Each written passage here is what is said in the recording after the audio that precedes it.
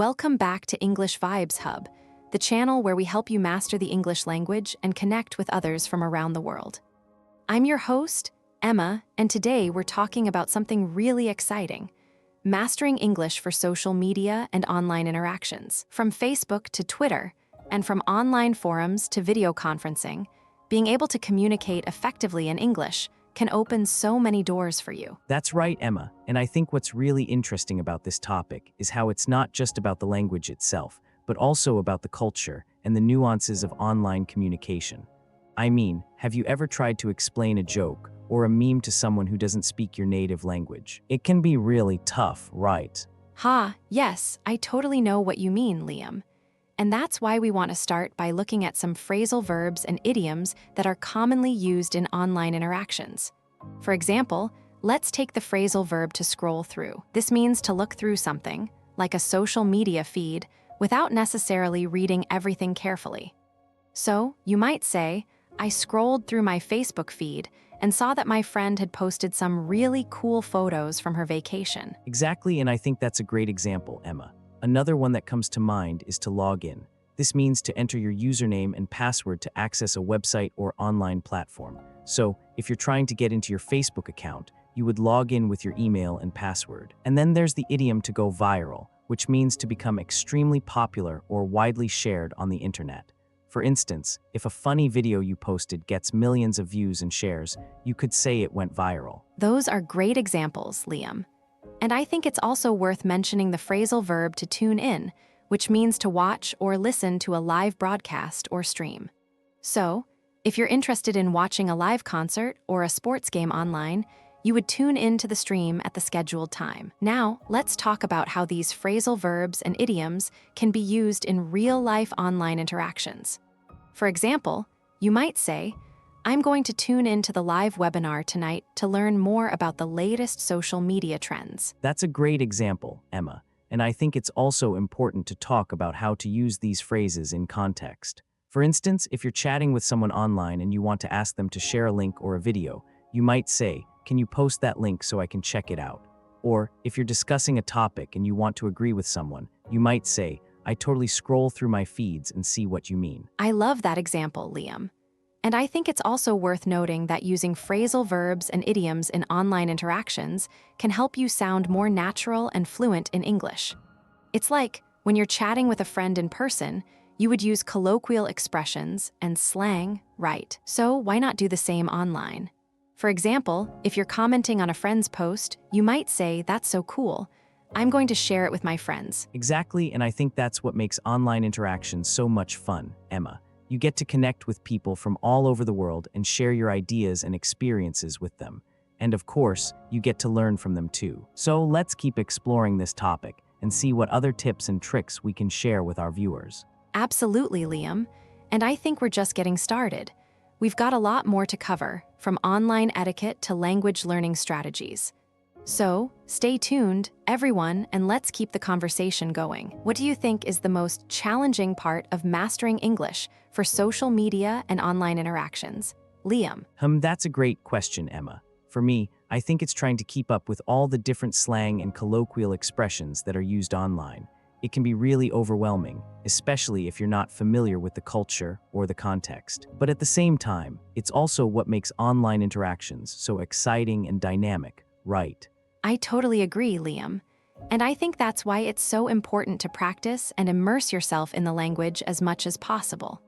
Whether it's through social media, online courses, or language exchange websites, the more you practice, the more confident you'll become. And of course, the more fun you'll have, right? Absolutely, Emma. And I think that's what we'll be exploring more in the next part of our conversation.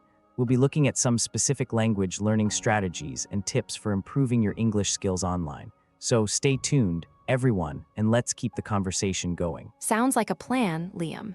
And before we move on to the next part, I just want to ask, what do you think is the most important thing to keep in mind when it comes to mastering English for social media and online interactions?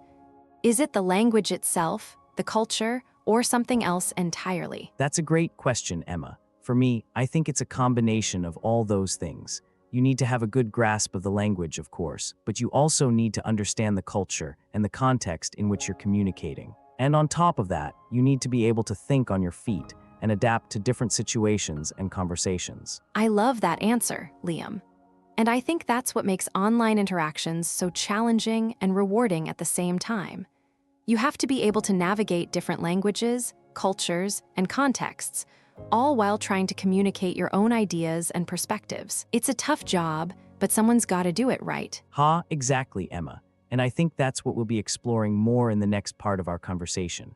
We'll be looking at some specific examples and case studies of people who have mastered English for social media and online interactions, and seeing what we can learn from their experiences. Sounds like a great plan, Liam.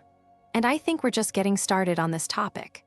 There's so much more to explore and discuss, from the role of emojis and memes in online communication to the importance of online etiquette and netiquette. Absolutely, Emma. And I think that's what makes this topic so fascinating. There are so many different angles and perspectives to consider, and so many different ways to approach the subject. So, let's keep the conversation going and see where it takes us. I'm excited to see where this conversation takes us, Liam. And I think our viewers are too. We've got a lot of great questions and comments coming in already, and we'll do our best to address them in the next part of our conversation. That's great to hear, Emma. And I think we're just getting started on this topic. There's so much more to explore and discuss, and we're excited to have our viewers along for the ride. So, let's keep going, Liam. What's the next topic you'd like to tackle in our conversation about mastering English for social media and online interactions? Well, Emma, I think we should talk about the role of online communities and forums in language learning. How do you think these communities can help or hinder our progress in mastering English for social media and online interactions? That's a great question, Liam. And I think it's really important to consider the pros and cons of online communities and forums. On the one hand, they can provide a great opportunity to practice your language skills and connect with other learners. But on the other hand, they can also be overwhelming or intimidating, especially if you're new to online interactions. Exactly, Emma. And I think that's what we'll be exploring more in the next part of our conversation. We'll be looking at some specific examples of online communities and forums, and seeing how they can be used to support language learning and mastery of English for social media and online interactions. Sounds like a plan, Liam. And I think we're just getting started on this topic. There's so much more to explore and discuss, and we're excited to have our viewers along for the ride. So, let's keep the conversation going and see where it takes us. I'm excited to see where this conversation takes us, Emma, and I think our viewers are too. We've got a lot of great questions and comments coming in already, and we'll do our best to address them in the next part of our conversation. I completely agree, Liam. Our viewers are really engaged, and I love seeing their questions and comments roll in. It's fantastic to know we're on the right track with this topic. Absolutely, Emma. And I think one of the key points we should dive deeper into is how to navigate online interactions, especially when it comes to making friends or professional connections through social media. That's a great point, Liam. I've personally had some amazing experiences connecting with people online, especially through language exchange communities. It's really helped me brush up on my language skills and learn about different cultures. I've had similar experiences, Emma, and I think it's really important to pick up on subtle cues when interacting with people online, like tone and context, to avoid misunderstandings. Can you explain to our viewers what pick up on means in this context? Of course, Liam. To pick up on something means to notice or become aware of it, often because it's subtle or not immediately obvious. For example, if someone makes a joke online, you might pick up on the humor and respond accordingly. Exactly, and another important aspect is learning to keep up with the latest trends and slang on social media so you don't feel left out of the conversation. Emma, can you give us an example of how you keep up with online trends? Well, Liam, I like to stay tuned to my favorite social media accounts and influencers, who often share the latest news and trends. It helps me get up to speed and feel more confident when engaging with others online. That's really helpful, Emma, and I think it's also important to weigh in on online discussions, sharing your thoughts and opinions in a respectful and constructive way. Can you explain what weigh in means in this context? Sure thing, Liam. To weigh in on a discussion means to contribute your thoughts or opinions, often in a way that adds value or insight to the conversation. For example, if you see a post about a current event, You might weigh in by sharing your perspective or experiences related to the topic. I love that example, Emma. Now, let's do a role play to practice some of these skills. Imagine we're at a language exchange event, and we meet someone new who's interested in learning more about our channel and English language learning in general. Sounds like fun, Liam. I'll start by introducing myself and asking how they found out about our channel. Hi, I'm Emma from English Vibes Hub. What brings you here tonight, and how did you hear about our channel? And then I'll respond as the new person. Hi, Emma. Nice to meet you. I stumbled upon your channel while browsing YouTube for English language learning resources. I've been trying to get to grips with the language for a while now, and your videos have been really helpful. That's great to hear, Liam. To get to grips with something means to start to understand or control it, often after a period of difficulty or uncertainty. In this context, it means you're working on improving your English skills and finding resources that help. Exactly, and then you could ask follow-up questions, like what do you find most challenging about learning English, and how do you think our channel can help, to delve deeper into the conversation and build a connection. I love that suggestion, Liam. To delve deeper means to explore or examine something more closely, often to gain a better understanding. In this role play, it means we're taking the time to ask more questions and learn more about each other's interests and goals. And as we continue the role play, we can practice using more phrasal verbs and idioms in context, like to touch base with someone, which means to contact or communicate with them to stay updated or connected. That's a great one, Liam. Let's keep the role play going and see where the conversation takes us. Maybe we can even bring up some common challenges that English language learners face when interacting online and offer some tips or advice. I'd love to explore that topic further, Emma, and I think our viewers would really benefit from hearing our thoughts on how to rise above negative comments or criticism online and maintain a positive online presence. Absolutely, Liam. To rise above something means to overcome or transcend it, often by choosing not to engage or react. In the context of online interactions, it means focusing on positive and constructive conversations, rather than getting bogged down by negativity. Well, I think that's a great note to end on for now, Emma. Let's wrap up this part of the conversation and pick up where we left off in the next part. Sounds good to me, Liam. I'm excited to see where our conversation takes us next, and I'm sure our viewers are too.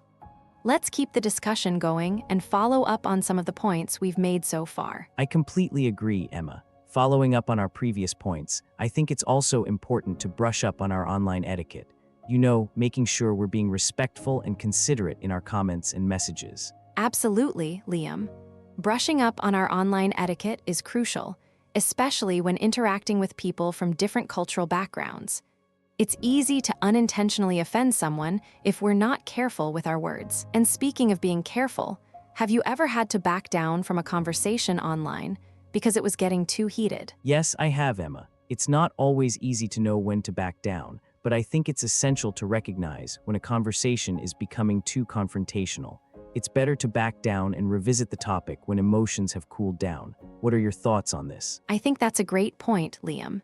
It's all about being mindful of our online presence and how our words can impact others.